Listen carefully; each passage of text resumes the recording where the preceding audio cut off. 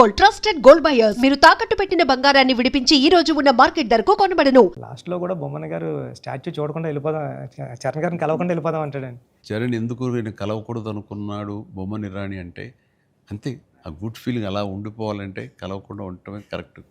Last phase వరకు కూడా అలా కూర్చొని చూస్తున్నారు సార్. లాస్ట్లో కూడా ట్రైన్ని ఎలా ఎక్కి ఆగి కొట్టాను చరణ్ అంటే ట్రైన్ వచ్చింది కదా, అవును సార్. మరి ట్రైన్ ఉంది కదా, ఎందుకు నడిపించావే బాబు అంటే మేము పడ్డ బాధ మీకు తెలియాలి అని చెప్పేసి కాదు. బాగుంది, మంచి సమ్మప్, అది బాగుంది. అంటే పెద్దిగాడి కోసం ఆ రోజు బండి ఆగింది సార్. మా జీవితాలు మొదలయ్యాయి. మాకు స్కూల్ వచ్చింది, వైద్యం వచ్చింది, సర్కారు వచ్చి మా అవన్నీ క్రిస్ప్గా చాలా బ్యూటీతో పట్ట పట్ట పట్ట చేశారు అన్ని జరుగుతుంది. లాస్ట్లో మళ్ళీ వస్తారు కదండి చరణ్ గారు స్క్రీన్ మీదకి, పెద్ద అని అరుస్తాడు కదండి. అది ఎక్కడ బర్ణ వల్ల తెలియలేదండి ఎవరికైనా, బొమ్మన్ గారికి. గట్టిగా పట్టుకుని పెద్ద అని అరిస్తే అప్పుడు కొండల మధ్యలో కుక్కను పట్టుకుని వెళ్తూ ఉంటారు. ఇంతకు సడన్ డిసప్పాయింట్ అయిపోయింది అనుకోకుండా. అవును సార్, అవును. Good feeling. పుడతామేటి మళ్ళీ చూస్తావేటి మళ్ళీ ఇలాంటి సినిమాని, ఇలాంటి సినిమాని మళ్ళీ చూస్తావేటి అనిపించింది. అది ఫెంటాస్టిక్. సతీష్ గారికి ఇది ఒక ప్రౌడ్ ఫిలిం ఇది. అండ్ ఆయన ప్రైడ్. ఆయన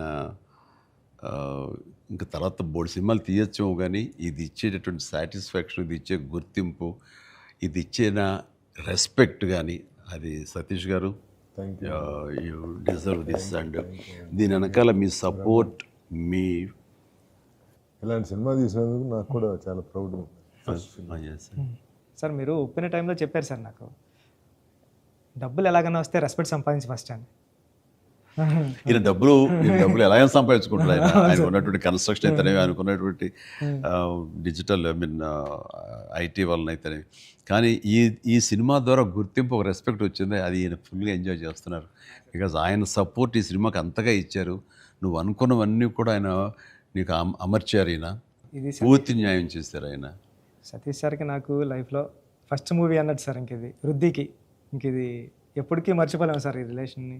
దీనంతా నువ్వు చేస్తావే, నువ్వు ఆ టైప్ ఆఫ్ ఆలోచన ఉన్న డైరెక్టర్ సార్. మీరు నాకు ఉప్పిన ఇచ్చారు సార్ ఫస్ట్, చరణ్ సార్ ఏమో పెద్ద ఇచ్చారు సార్. మీతో కూడా ఒక ఛాన్స్ అవ్వండి సార్, చేస్తాను ఎప్పుడైతే అప్పుడు. నువ్వు అలా పరిగెత్తమని, తూకమని, వైర్లతో అంటే అయ్యో సార్, సార్ మీరు ఇప్పుడు కూడా చేస్తున్నారు సార్. ఇప్పుడు వైర్లు కడుతుంటారు, పైకి లేపుతుంటారు, పల్టీలు కొట్టిస్తుంటారు. మొన్న శంకరవర ప్రసాద్ దీంట్లో కూడా చేశాను. పని అవసరం వచ్చేసరికి దేనికి నెరవు, దేనికి వెనకం చేసే పరిస్థితి లేదు. ఇంకా ఒకసారి ఎన్ని వైర్లు కట్టి అన్నీ ఇవైపోయింది, కవిలిపోయింది. చరణ్ చూశాడు ఇంట్లో, ఏంటిది అన్నాడు. వైర్లు కట్టి లేపారు. ఇంకా వైర్లు ఇంటికి కడుతున్నారా, వాళ్ళు పిలిచి డాంగ్ ఎలా కష్టపడతారంటే మీరు అది అని తిట్టాడు. మరి లేదరా వాళ్ళు కాదురా, డూప్ సరిగ్గా చేయలేదని ఆయన తీసేసి నేనే చేశాను రా షార్ట్ అని. వాళ్ళు అదే అన్నారు, డాడీ చేస్తానన్నారు అని. అంటే చరణ్ ఇందులో ఎంత కష్టపడ్డాడు అనేది నేను చెప్పాల్సిన అవసరం లేదు. ఆడియన్స్ ఆల్రెడీ వాళ్ళ క్యారెక్టర్ ద్వారా వాళ్ళే గుర్తించారు.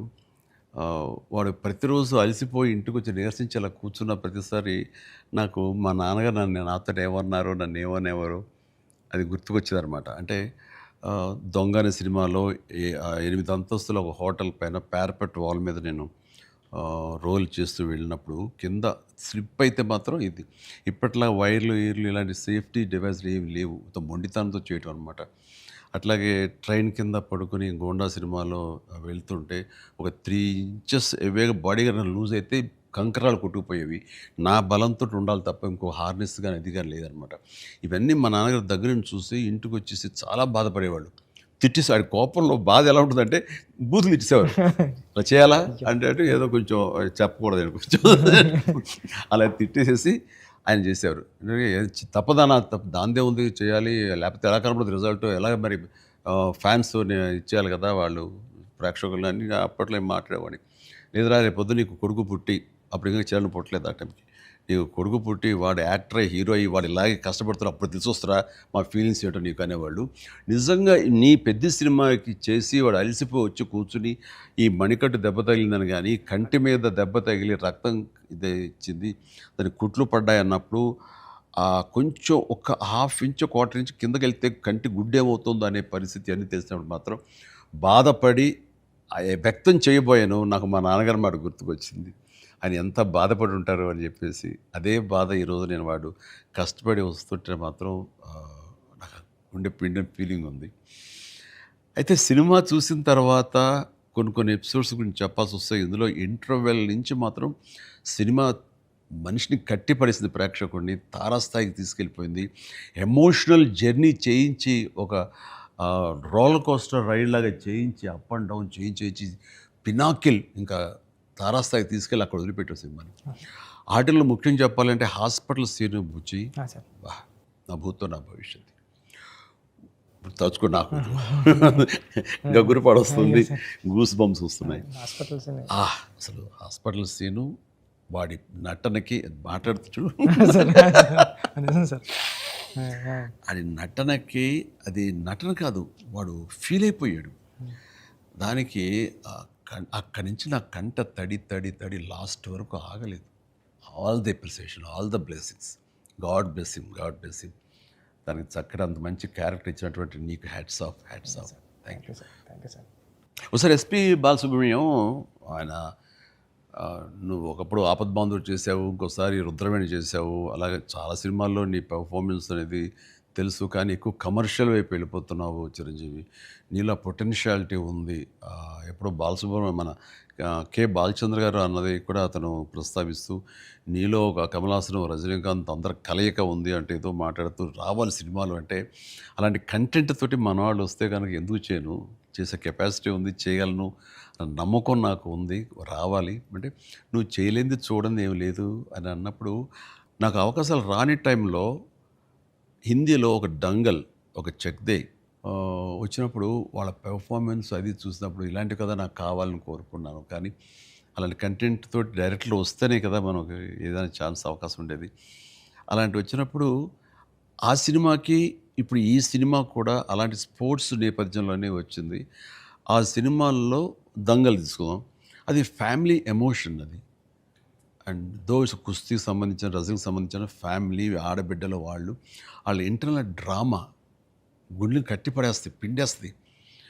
అండ్ నీ సినిమా ఈ పెద్ది వచ్చేసరికి రస్టిక్ స్పోర్ట్స్ డ్రామా అండ్ అవేర్నెస్ని మోటివేట్ చేస్తూ ఒక రకమైన ఎడ్యుకేటివ్ ఫిలిం ఇది.